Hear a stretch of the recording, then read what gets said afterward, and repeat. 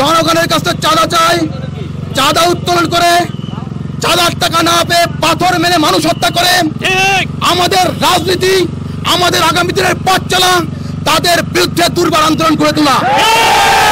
উপস্থিতি, আপনারা জানেন আমার গোপালগঞ্জকে নিয়ে তুচ্ছ তাচ্ছিল্য করে কথা বলে। আমার গোপালগঞ্জে শুয়ে আছে আল্লামা শামসুল্লাহ ফরিদপুরি রহমতুল্লাহ আলাইহি, আমার গোপালগঞ্জে শুয়ে আছে আব্দুল ওয়াহাব সাহেব রহমতুল্লাহ আলাইহি, আমার গোপালগঞ্জে শুয়ে আছে আল্লামা আব্দুল ওয়াহাব সাহেব রহমতুল্লাহ আলাইহি। অসংখ্য উলামা ইকরামের জন্ম এই গোপালগঞ্জে। এই গোপালগঞ্জে তুচ্ছ তাচ্ছিল্য করে কথা বলে।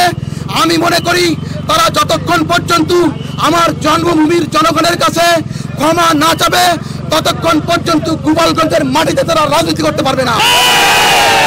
পদ্মা সেতু, মেট্রো রেল এবং এলিভেটেড এক্সপ্রেসওয়ে নির্মাণের গর্বিত অংশীদার বসুন্ধরা সিমেন্ট। প্রিয় উপস্থিতি, আগামী জাতীয় সংসদ নির্বাচনে হাত পাকার পক্ষে আপনাদের কাছে ভোট চাই, দোয়া চাই। পীর সাহেব চরমুনাই যদি আগামী জাতীয় নির্বাচনে সরকার গঠন করতে পারে, আশা করি এবং বিশ্বাস রাখি আগামী জাতীয় সংসদ নির্বাচনে পীর সাহেব চরমুনাইকে যেন প্রধানমন্ত্রী হিসেবে শপথ বাক্য পাঠ করাইতে পারি। দুর্নীতি থাকবে না, সন্ত্রাস থাকবে না, চাঁদাবাজি থাকবে না, কোনো মিথ্যা মামলা দিয়ে কাউকে হয়রানি করতে পারবে না। আজকে আপনারা প্রশ্ন করতে পারেন তসলিম ভাই কেমন আছেন? আমি ভালো আছি, কিন্তু আমার গোপালগঞ্জের মানুষ ভালো নাই।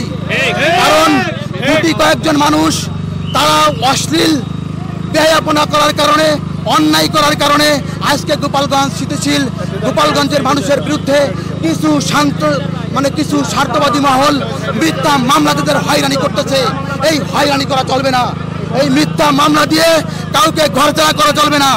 যদি কেউ মিথ্যা মামলা দিয়ে কাউকে ঘরছাড়া করার পরে ফাঁকা মাথায় গোল দিয়ে আর দুঃস্বপ্ন দেখেন, আপনাদের দুঃস্বপ্ন থাকবে, কিন্তু বাস্তবায়ন হতে দেব না ইনশাআল্লাহ। পরিশেষে সকলের কাছে দোয়া চাই আর সকলের সুস্বাস্থ্য কামনা করি।